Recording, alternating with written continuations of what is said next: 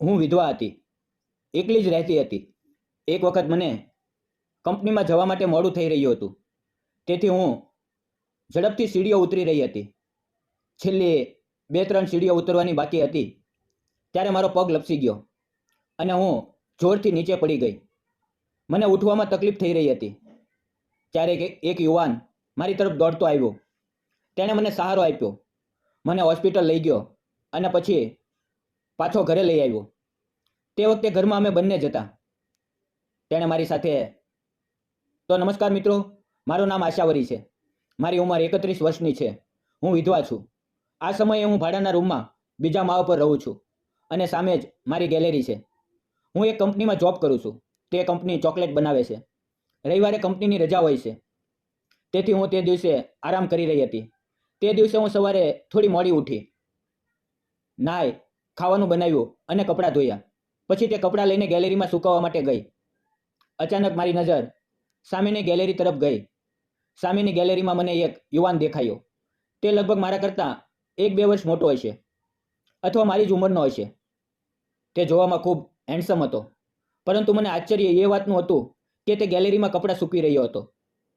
અમારે અહીં હંમેશા સ્ત્રીઓ જ કપડાં સૂકવે છે, પરંતુ મેં પહેલી વખત કોઈ પુરુષને આમ કરતા જોયો. તે પહેલા ઘણા દિવસોથી સામેની ગેલેરી ખાલી જ દેખાતી હતી. ત્યાં કોઈ રહેવા આવતું નહોતું. હું જ્યારે કપડાં સૂકવી રહી હતી ત્યારે વારંવાર તેની નજર તેની તરફ જોઈ રહી હતી. તેની નજર મારી તરફ ગઈ. તેણે મારી તરફ જોયું. હું પણ તેને જ જોઈ રહી હતી. મારી નજર તેની સાથે મોઈ અને હું થોડી શરમાઈ ગઈ. પછી મેં નજર ફેરવી લીધી અને કપડાં યોગ્ય રીતે સૂકવવા લાગી, પરંતુ તે યુવાન હજી પણ મારી તરફ જ જોઈ રહ્યો હતો. મેં ઝડપથી કપડાં સૂકવ્યા અને મારા રૂમમાં પાછી આવી ગઈ. તેનું કિચન મારા રૂમની નજીક જ હતું. થોડી વાર પછી મેં બારીમાંથી જોયું તો તે કિચનમાં કંઈક ખાવાનું બનાવી રહ્યો હતો. મારા મનમાં વિચાર આવ્યો કે કદાચ તે એકલો જ રહેતો હશે, પરંતુ આટલો સુંદર મારી ઉંમરનો યુવાન એકલો કેમ રહેતો હશે? આમ વિચાર કરીને વારંવાર મારા મનમાં આવતો હતો. પછી હું પાછી મારા કામમાં વ્યસ્ત થઈ ગઈ, ખાવાનું વગેરે બનાવ્યું અને થોડો આરામ કરવા લાગી. આમ જ કેટલાય દિવસો વીતી ગયા. રોજ તે યુવાન મને ગેલેરીમાં કંઈક ને કંઈક કરતો દેખાઈ રહ્યો હતો. ક્યારેક કપડાં સૂકવતો, ક્યારેક વ્યાયામ કરતો, તો ક્યારેક ખાવાનું બનાવતો. મારું જીવન હમણાં તો ઠીક ચાલી રહ્યું હતું. મને કંપનીમાં સારો પગાર મળી રહ્યો હતો, પરંતુ તેમ છતાં હું અંદરથી ખૂબ દુઃખી હતી, કારણ કે હું એકલી હતી. મારા પતિનું અવસાન થઈ ગયું, તેથી હું એકલી પડી ગઈ હતી. મારે કોઈ સંતાન નહોતું, પરંતુ મને મા બાપના સહારે જીવવું નહોતું, તેથી હું સ્વતંત્ર રીતે રહીને કામ કરતી હતી. મારા મા બાપ નજીક જ રહેતા હતા. હું તેમની પાસે ક્યારેક મળવા જતી. એક વખત હું સીડીઓ ઉતરીને નીચે આવી રહી હતી. મને કંપનીમાં જવા માટે મોડું થઈ રહ્યું હતું, તેથી હું ઝડપથી ચાલી રહી હતી. છેલ્લી 2-3 સીડીઓ ઉતરવાની બાકી હતી ત્યારે હું સીડીઓથી લપસી ગઈ અને નીચે પડી ગઈ. મારા પગમાં મચકોડ આવી ગઈ હતી. હું જોરથી સીચ પાડી. મને ઉઠવામાં ખૂબ તકલીફ થઈ રહી હતી. મારો અવાજ સાંભળીને કોઈ દોડતું આવ્યું. તેણે મને સહારો આપ્યો. મને એક પગ જમીન પર ટેકવવામાં પણ ખૂબ દુખાવો થઈ રહ્યો હતો. તેણે મને એક તરફ બેસાડી, પછી તે ઉપર તરફ દોડી ગયો. થોડી જ વારમાં એક બોટલમાં પાણી લઈને આવ્યો અને મને પીવડાવ્યું. પાણી પીધા પછી મને થોડો આરામ મળ્યો. મેં તેની તરફ જોયું અને ત્યારે ધ્યાનમાં આવ્યું કે તે સામેની ગેલેરીવાળો યુવાન જ છે. મારા પગમાં ખૂબ દુખાવો થઈ રહ્યો હતો. મારા માટે એકલા હોસ્પિટલ જવું શક્ય નહોતું. તે બોલ્યો, 2 મિનિટ રોકાઈ જાઓ, હું હમણાં આવું છું. તે તરત જ પાર્કિંગમાં ગયો. તેની 2 વ્હીલર મારી સામે લાવીને ઊભી કરી. સ્ટેન્ડ પર ગાડી લગાવી મને હાથથી સહારો આપીને તે ગાડી પર બેસવાનું કહ્યું. તે જાતે આગળ બેઠો. પછી અમે ગાડી ચલાવીને સીધા હોસ્પિટલ ગયા. હોસ્પિટલની સામે તેણે ગાડી રોકી, ગાડી સ્ટેન્ડ પર લગાવી, મને સહારો આપ્યો અને બોલ્યો, એક પગ પર ઊભા રહો, હું છું ને. તે પણ ગાડીમાંથી ઉતર્યો. તેણે મારો એક હાથ તેના ખંભા પર મુકાવ્યો અને તેના ખંભાના સહારે હું લંગડાતી એક પગ પર ચાલવા લાગી. તે મને સીધો હોસ્પિટલમાં લઈ ગયો. હું દુખાવાથી તડપી રહી હતી. હું તેની તરફ જોઈ રહી હતી. ત્યારે ડૉક્ટર આવ્યા. તેમણે મારા પગનું એક્સરે કર્યો, સારી રીતે ચેકઅપ કર્યું. વધુ કંઈ ગંભીર નહોતું, પરંતુ પગ મરોડાઈ ગયો હતો, એટલે કે સીડીઓ ઉતરતી વખતે મારો પગ વળી ગયો હતો અને તેની પર વધુ જોર પડવાથી નસોમાં ખેંચાણ આવી ગયું હતું. ડૉક્ટરે મને 5-6 દિવસનો સંપૂર્ણ આરામ કરવાની સલાહ આપી. તેમણે મારા પગ પર કપડાનું બેન્ડેજ બાંધ્યું જેથી પગને સહારો મળી શકે. તે યુવાન મારા માટે ખૂબ દોડધામ કરી રહ્યો હતો. ડૉક્ટરે મને ઇન્જેક્શન આપ્યું, કેટલીક દવાઓ લખી જે તે મેડિકલમાંથી લેવા ગયો. ડૉક્ટરની ફી પણ તેણે જ આપી કારણ કે તે વખતે મારી પાસે પૈસા નહોતા. તે ઘરે જ રહી ગયો. તેણે પછી મને તેની ગાડી પર બેસાડી અને અમે ઘરે આવી ગયા. હું બીજા માળ પર રહું છું તેથી તેણે મને તેના ખંભાનો સહારો આપીને ઉપર ચડાવી. તે મને મારા રૂમમાં લાવીને એક સોફા સેટ પર બેસાડી દીધી. મેં તેને કહ્યું, રોકાઈ જાઓ, ચા પાણી તો બનાવી દઉં. પરંતુ તે બોલ્યો, ચા અત્યારે નહીં, તમે બીમાર છો, તમને હમણાં માત્ર આરામની જરૂર છે, પછી ક્યારેક આવીને ચા પીશ. મેં તેનો આભાર માન્યો ત્યારે તે બોલ્યો, આભાર કઈ વાતનો? આપણે એકબીજાની મદદ કરવી જોઈએ. તે ખૂબ સારી રીતે વાતો કરતો હતો. તેનો વાત સાંભળીને જ મને સારું લાગતું હતું. તે ગયો તો હું એક પગ પર લંગડાતી ગેલેરીમાં આવી. તે સીડીઓ ચડીને ઉપર જઈ રહ્યો હતો. અમે બંને એકબીજા તરફ જોયું અને હળવી મુસ્કાન આપી. પછી હું એક રૂમમાં આવી આરામ કર્યો. ડૉક્ટરે 5-6 દિવસનો સંપૂર્ણ આરામ કરવાનું કહ્યું હતું. તેથી હું કંપનીમાં જઈ શકતી નહોતી. મેં કંપનીમાં ફોન કરીને કહ્યું કે હું બીમાર છું અને કેટલાક દિવસો રજા પર રહીશ. હવે હું ઘરે જ હતી. એકલાપણું અનુભવાઈ રહ્યું હતું. મને કંઈ સારું લાગી રહ્યું નહોતું. તેથી હું ગેલેરીમાં ખુરશી મૂકીને બેસી હતી. ત્યાંથી જ અમે બંને એકબીજાને જોઈને મુસ્કુરાતા હતા. માત્ર નજરો અને થોડી ઘણી વાતોના સંવાદમાં અમારો સંબંધ અજાણ્યા તરફથી જોડાતો જઈ રહ્યો હતો. ત્રીજા દિવસે રવિવારે મારા ઘરનો દરવાજો ખખડ્યો ત્યારે હું થોડો પગ ટેકવવા લાગી હતી. મેં દરવાજો ખોલ્યો તો સામે તે યુવાન ઊભો હતો. તેણે મારી તરફ જોઈને હળવી મુસ્કાન આપી. મેં તેને અંદર બેસવાનું કહ્યું. તે સોફા સેટ પર બેઠો. હું અંદર ચા મૂકવા ગઈ. તે એક ફૂલનો ગુલદસ્તો લઈને આવ્યો હતો. સાથે કેટલાક ફળો, સફરજન, ચીકુ કેવા લઈને આવ્યો હતો. તે બોલ્યો, હું છેલ્લા 2-3 દિવસથી જોઈ રહ્યો છું, તમારી પાસે કોઈ પણ આવ્યું નથી. એવું લાગી રહ્યું હતું કે તમે એકલા જ હશો. તેથી વિચાર્યું કે ચાલો થોડું ઘણું કંઈક લઈને તમને મળતો આવું. મારી આંખો ભરાઈ આવી. મારી અને તેની વધુ ઓળખાણ નહોતી. તેમ છતાં તે આવીને મારી ખબર લઈ રહ્યો હતો. તે મને હોસ્પિટલ લઈ ગયો હતો. તેના સ્નેહભર્યા વર્તનમાં હું ભાવુક થઈ ગઈ. ચા ક્યારની ઉભરાઈ ગઈ હતી. મારું ધ્યાન જ નહોતું. તે તરત ઉઠીને કિચનમાં ગયો અને ગેસ બંધ કરી દીધો. પછી અમે બંને 2 કપ ચા રેડી. હું પણ તેની પાછળ ગઈ અને બોલી, સોરી, મારું ધ્યાન નહોતું. તે બોલ્યો, કોઈ વાત નહીં, બધું બરાબર છે. તે ખૂબ સીધા સ્વભાવનો હતો. તેણે મને 1 કપ ચા આપી અને બીજો જાતે લીધો. અમે બંને સોફા ઉપર સામે સામે બેઠા હતા.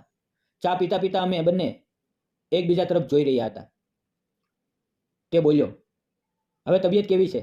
હું બોલી, હવે સારું લાગી રહ્યું છે. હવે થોડું ચાલવા લાગીશું. પગ પર વજન આવી રહ્યો છે. પછી અમે એકબીજા વિશે વાતો કરવા લાગ્યા. મેં તેને કહ્યું, હું તમને ઘણા દિવસથી જોઈ રહી છું. તમે એકલા જ રહો છો ને? ઘણી વખત તમને ખાવાનું બનાવતા અને કપડાં સૂકવતા જોયા છે. તમારા લગ્ન થયા નથી કે? તે બોલ્યો, થયા હતા, પરંતુ મારી પત્નીનું લગ્ન પહેલાં કોઈ અન્ય પુરુષ સાથે પ્રેમ હતો. પછી એક દિવસ મેં તેને તલાક આપી દીધો અને મેં તેને કહ્યું, તું જ્યાં ખુશ રહી શકે ત્યાં રહે, મને કોઈ વાંધો નથી. તે તેના પ્રેમી સાથે રહે છે, આઝાદ છે. મેં તેને કોઈ તકલીફ આપી નથી.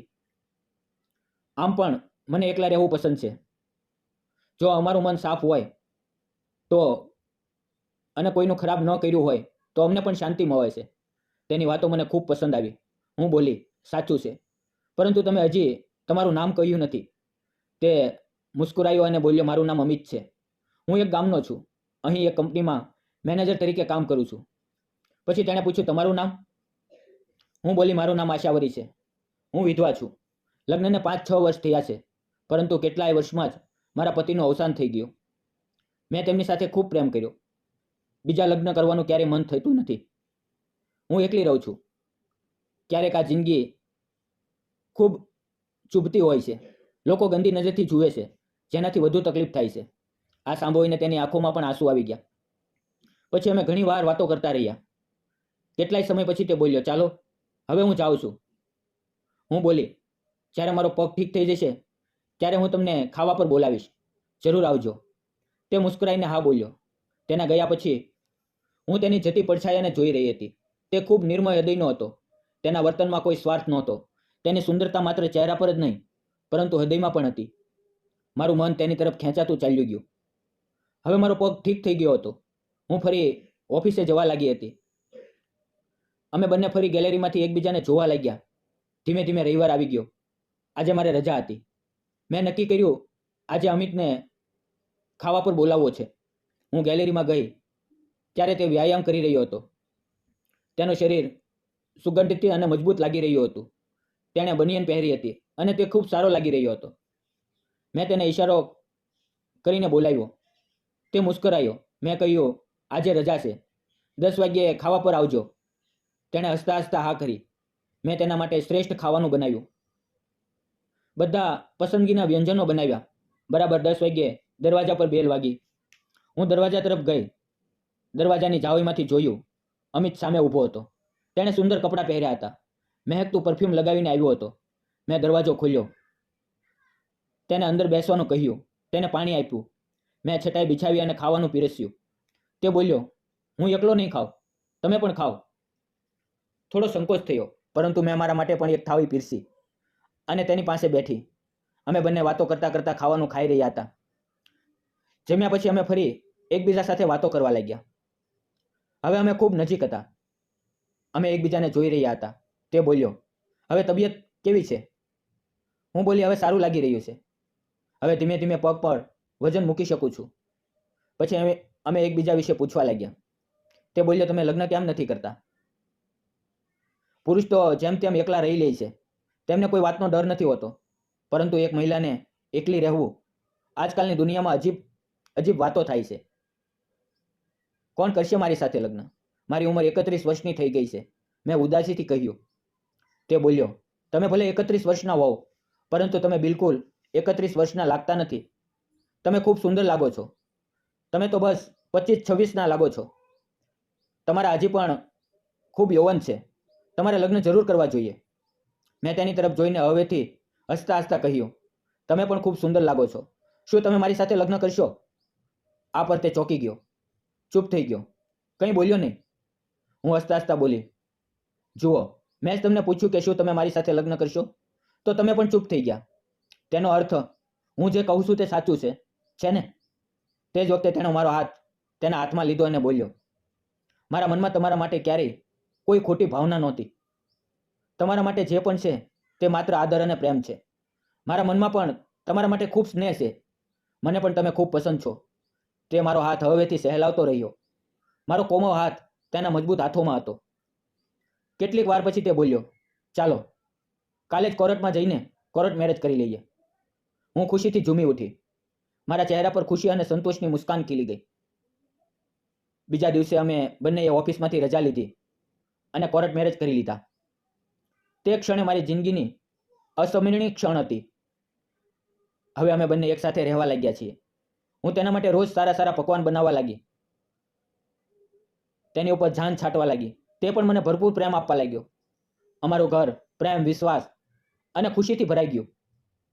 આ ખુશ ખબર જ્યારે મેં મારા માતા પિતાને આપી તો તે પણ ખુશીથી ઝૂમી ઉઠ્યા. તેણે મને તેની બાહોમાં ભરી લીધી.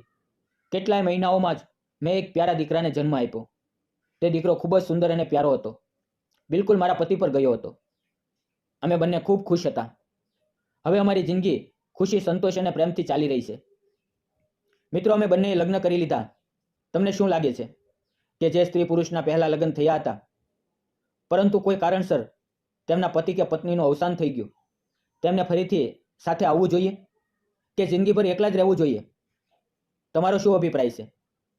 કૃપા કરીને અમને કોમેન્ટ કરીને જરૂર જણાવજો. ક્યારેક જિંદગી આપણને એકલા છોડી દે છે. આપણા બધા સપનાઓ પર વિરામ લગાવી દે છે, પરંતુ તે વિરામ પછી પણ એક નવી શરૂઆત છુપાયેલી હોય છે. આશાવરી જેવી ઘણી મહિલાઓ દુઃખ સહન કરીને પણ દુનિયામાં ફરીથી પ્રેમ શોધે છે. આ વાર્તા માત્ર બીજા લગ્નની નથી.